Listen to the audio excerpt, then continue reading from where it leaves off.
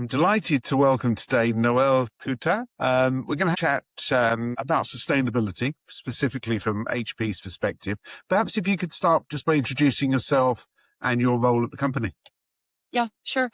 Thanks for inviting me over to your podcast. So yeah, Noëlle Peutat, work at HP in the large format business unit, and my work is in sustainability on how to translate it for our customers, but also impacting our requirement to make our product and solutions as sustainable as possible. So when you talk to print, I'm guessing a lot of people will say sustainability, it's a pain, it's a cost, really. How do you go about reframing that conversation with them?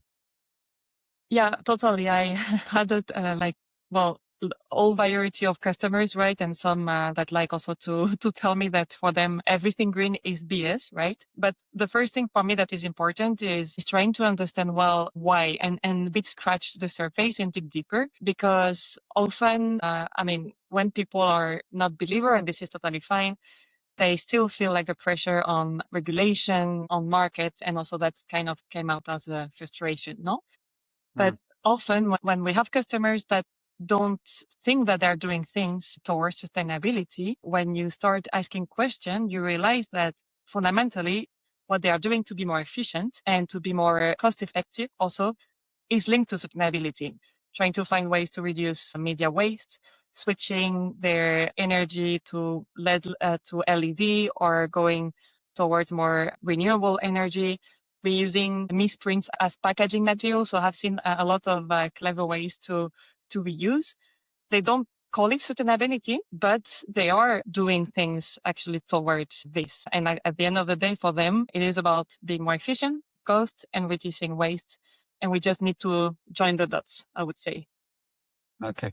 So it's about understanding that that a lot of things they're doing naturally to improve their own efficiency. That's part of the sustainability package, if you like. Okay. So specifically in a wide format print environment, what are the small steps that can build over time that you would recommend people to look at?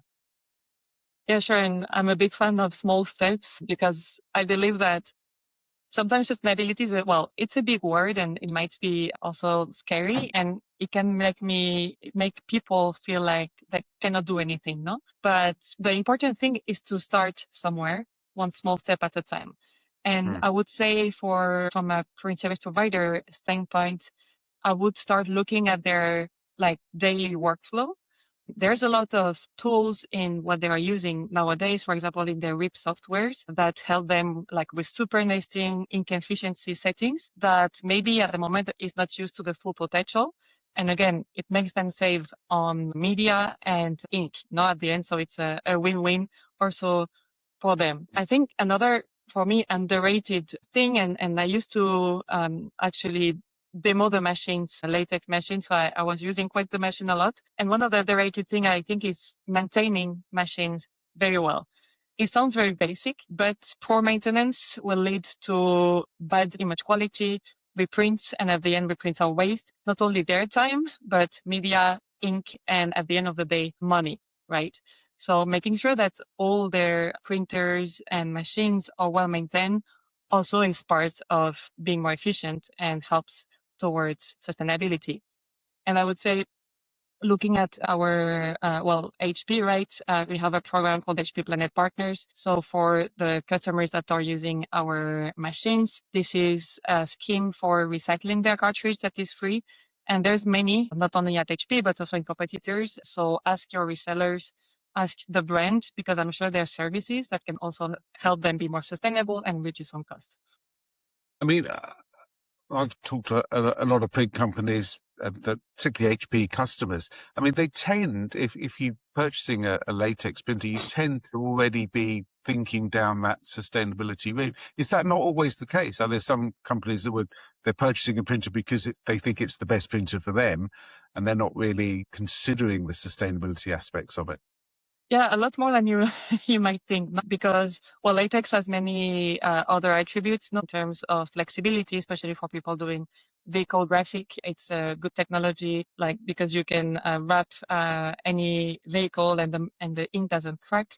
Also for packaging, prototyping, etc., or even the colors. So there's a lot of customer that choose latex for any other reason. And it's, I would say like the water-based ink is kind of an added bonus, but it's not why they actually chose our technology.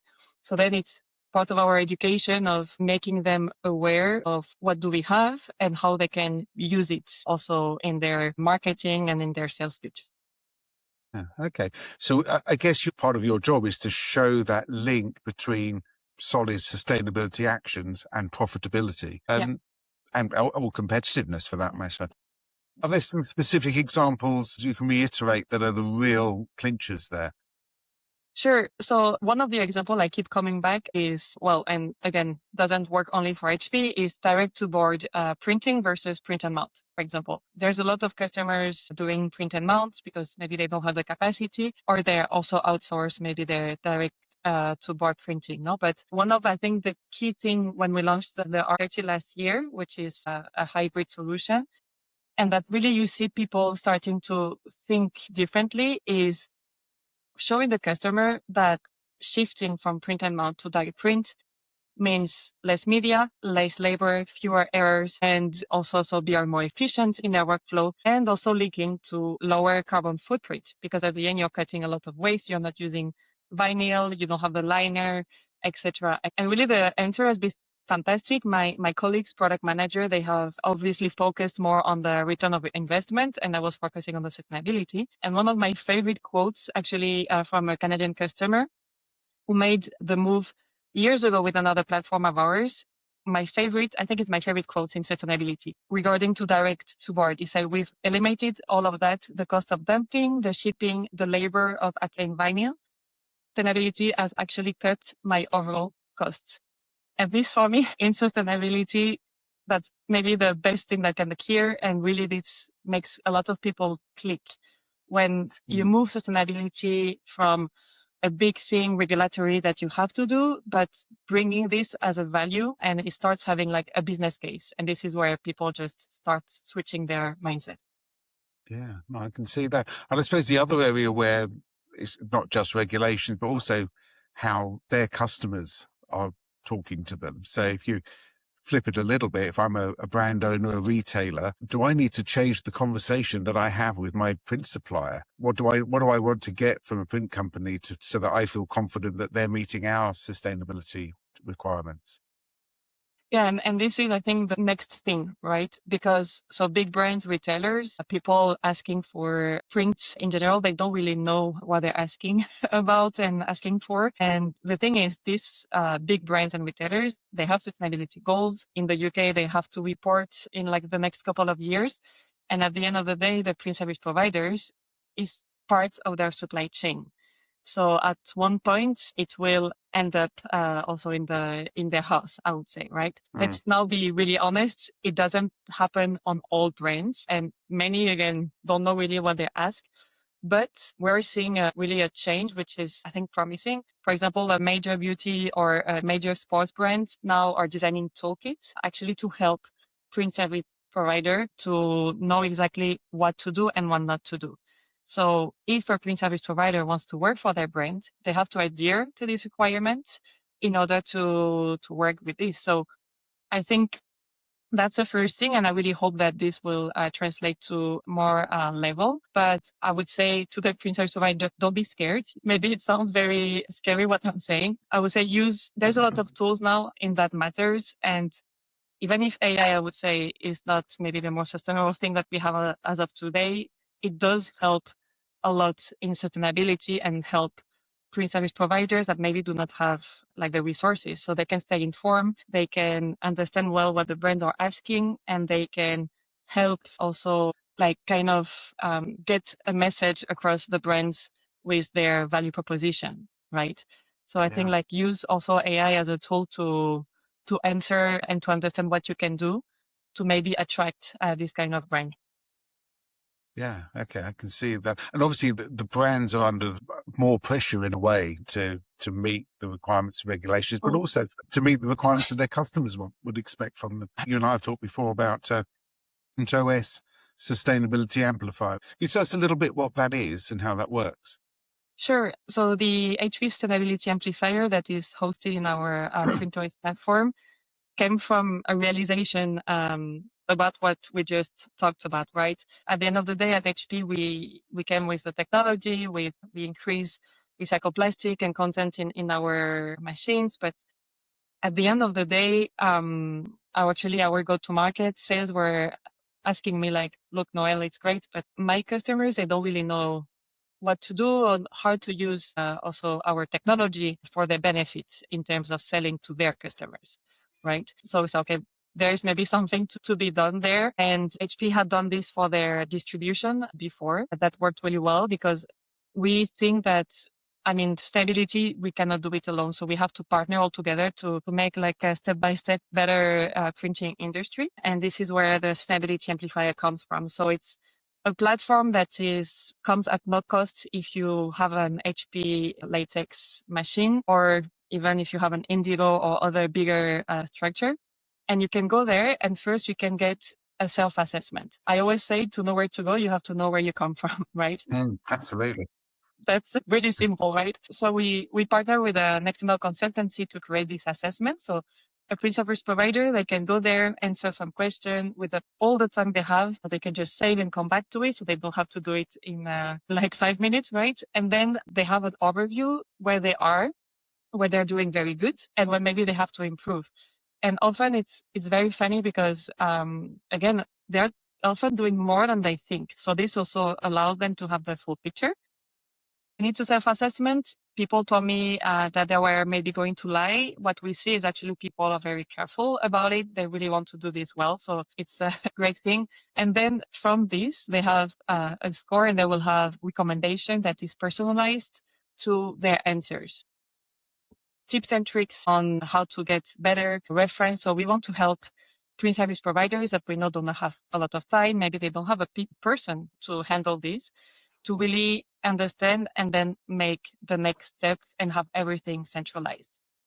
Then the second step in the program is the resource center. And here I'm going to say something we're not really good at in HP is we have so many things, so many content in so many websites that it's a bit tricky for customers to know where to go. This is the centralized place where they will have access to safety data sheets, how to join HP Player partners, information about our ink courses, everything centralized again.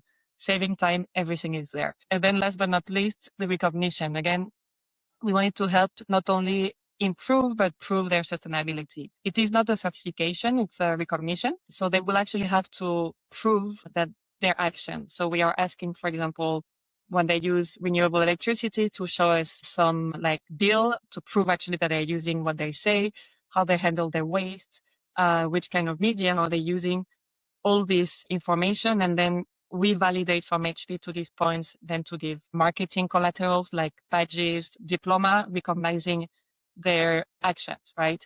And on that, don't worry, HP in terms of cybersecurity and privacy is very, very strict. So the document they give is for my eyes and my colleague eye only, and it doesn't go anywhere else. So with this, we really try to make sustainability more tangible, less abstract also, and give them guidance and recognition also for their action. Oh, there's a lot in there, isn't there? Yeah. This is a big part of this is for their customers to feel confident that their processes and how they operate fit in with the guidelines that they need to set for their own industry and their own requirements. This is essentially a big part of what it does. You mentioned HP is a huge organization, has all kinds of things. You mentioned it's quite hard to find the right place. The Sustainability Amplifier, it takes you through the process in a relatively straightforward way. Is it terribly time consuming, or is it something that will fit into their general workflow?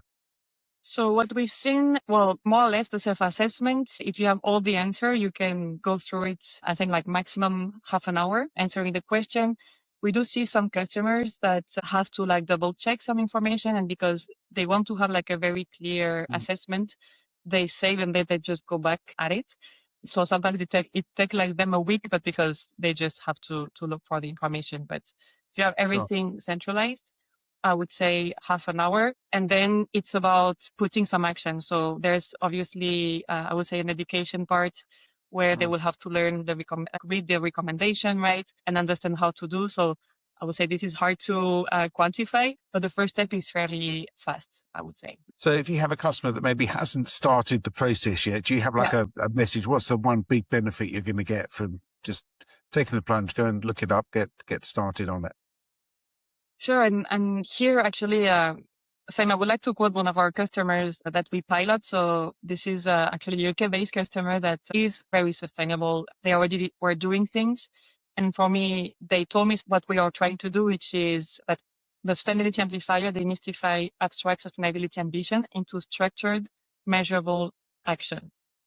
And this is what we went for, is first really simplify sustainability, simplify what they can do, and being aware of what already they have done and like where they can act, right? So that's for me, when we started the process, we thought that the recognition that would be like the most used thing. But what we see is the assessment itself has higher value because nothing like this exists in our industry that is also dedicated to our industry. So yeah, I would say like for me, that's the thing. Demystify, making tangible, structured, that they can then move forward.